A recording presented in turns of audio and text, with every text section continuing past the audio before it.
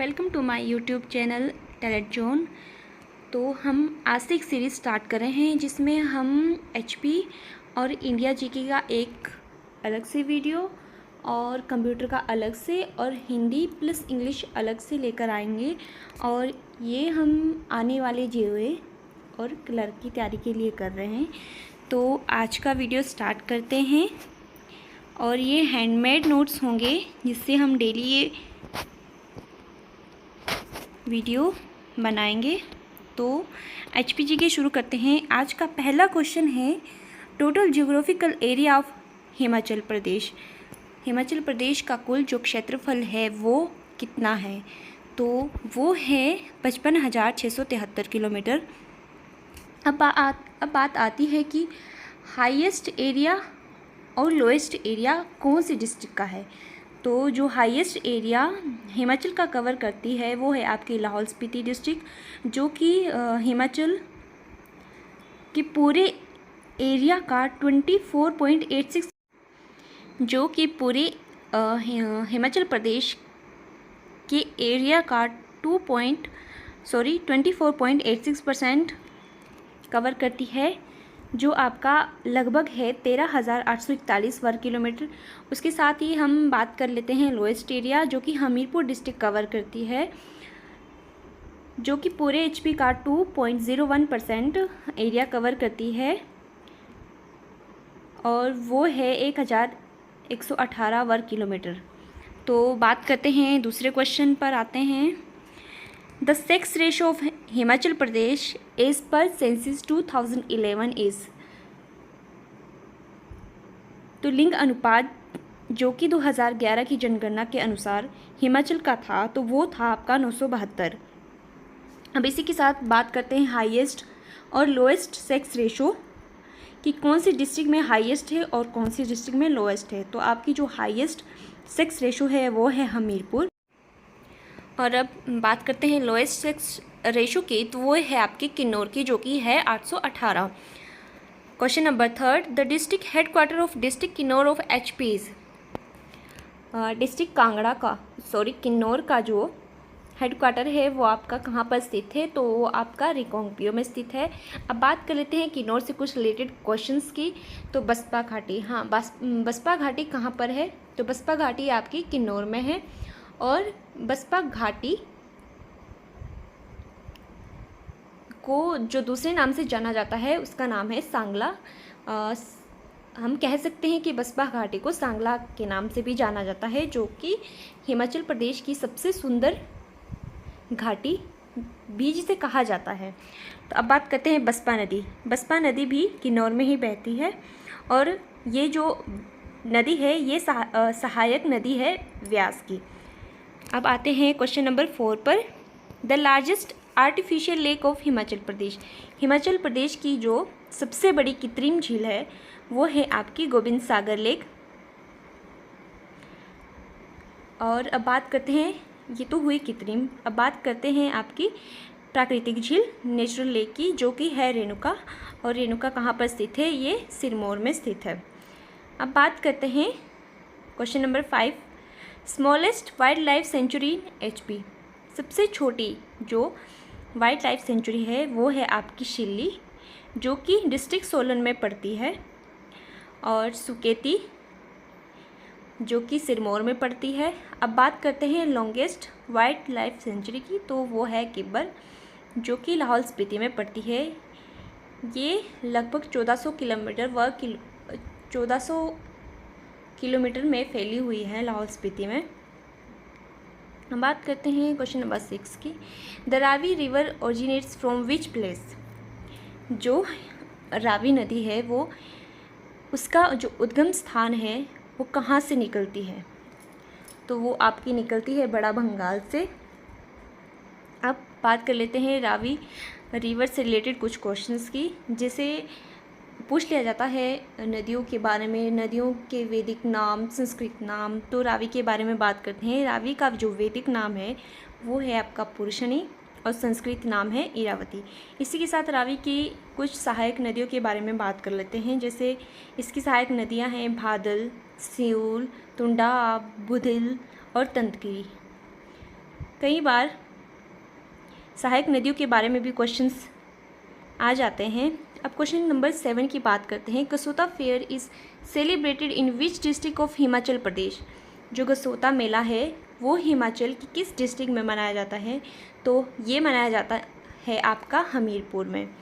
अब इसी के साथ कुछ और क्वेश्चंस भी डिस्कस कर लेते हैं हमीरपुर से। कई बार पूछ लिया जाता है कि नदौन कौन सी डिस्ट्रिक्ट में पड़ता है, भोरंज सब डिवीज़न किस डिस्ट्रिक्ट में पड़ती है? तो हाँ, ये दोनों ही हमीरपुर में पड़ती हैं। और जो नदौन है वो किस नदी के किनारे पर स्थित है? तो ये आपकी व्यास नदी के किनारे पर स्थित है। उसके साथ ही कुछ इम्पोर्टेंट मंदिर भी डिस्कस कर लेते हैं हमीरपुर के, जो कि मेनली अभी 1-2 साल से क्वेश्चंस में पूछे जा रहे हैं। जैसे मुरली मनोहर हो गया आपका, बाबा बालकनाथ, तो ये दोनों भी आपके हमीरपुर में पड़ते हैं।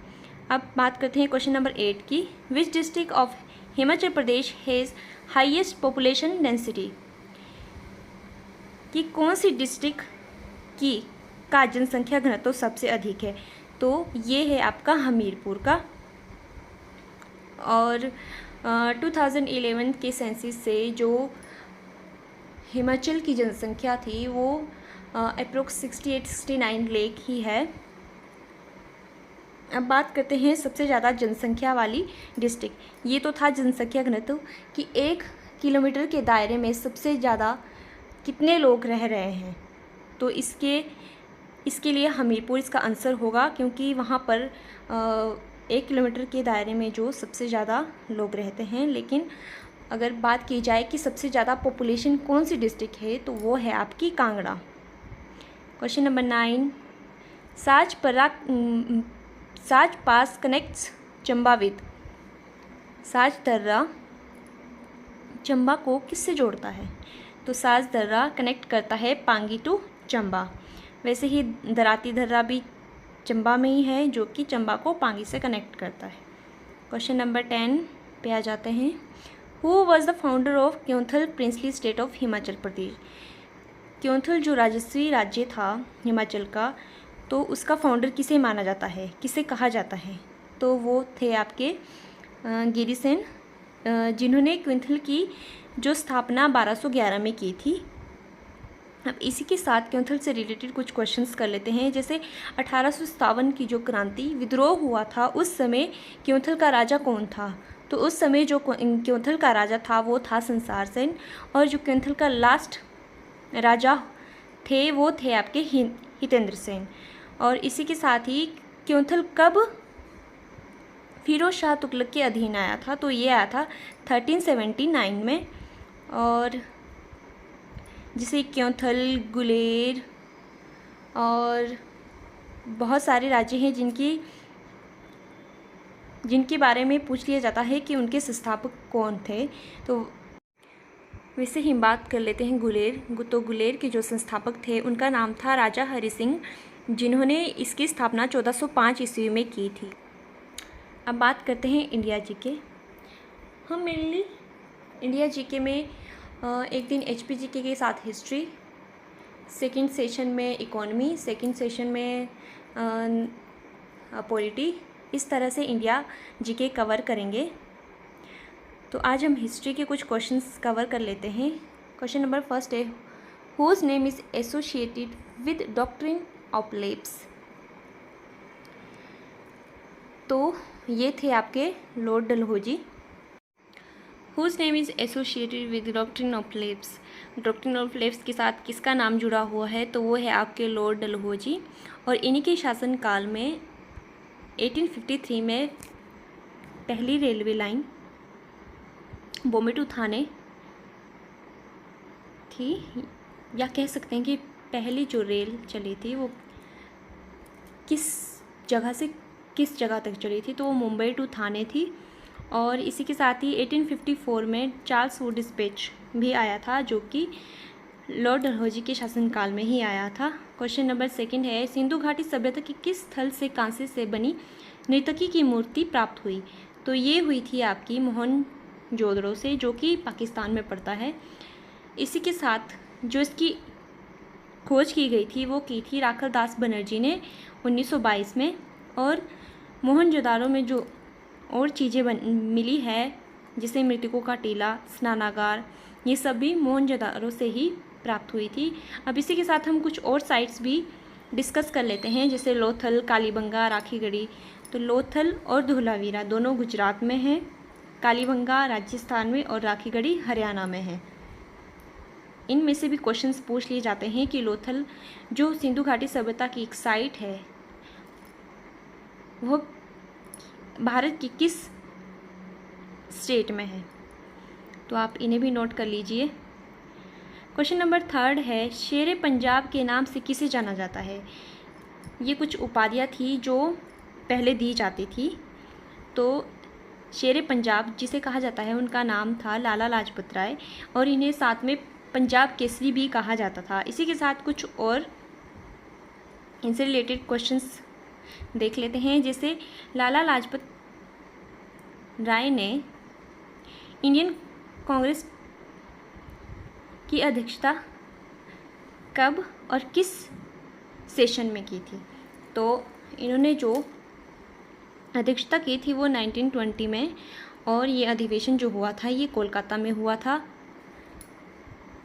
और कुछ उपनाम पढ़ लेते हैं, जैसे लोकमान्य, गुरुदेव, नेताजी, देशबंधु, किन्हें ये नाम दिए गए थे। तो लोकमान्य बाल गंगाधर तिलक, गुरुदेव रविंद्रनाथ टैगोर, नेताजी जवाहरलाल नेहरू, देशबंधु चित्तरंजन दास को कहा जाता था, और grand old man of India किसे कहा जाता था, दादा भाई नौरोजी। ये मोस्ट इम्पॉर्टेंट है, आप नोट कर लीजिए।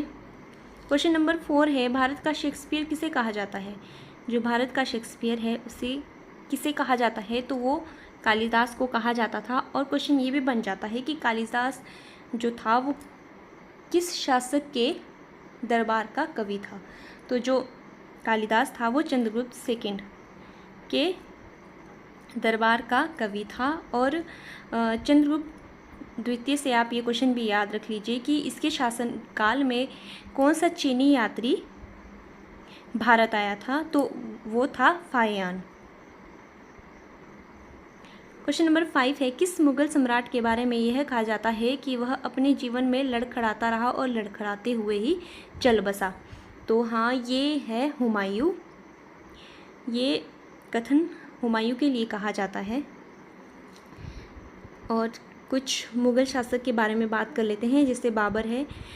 पानीपत का पहला युद्ध बाबर के शासनकाल में हुआ था, जो कि 1526 में हुआ था। और इससे रिलेटेड बुक भी पूछ ली जाती है, तुजुक ए बाबरी। ये इनकी आत्मकथा है जो कि तुर्की में लिखी गई है। हुमायूंनामा इनकी बहन गुलबदन बेगम के द्वारा लिखा गया था। अब बात करते हैं अकबर के बारे में। जो पानीपत का सेकेंड युद्ध था वो हुआ था 1556 में, जो कि अकबर के शासनकाल में हुआ था।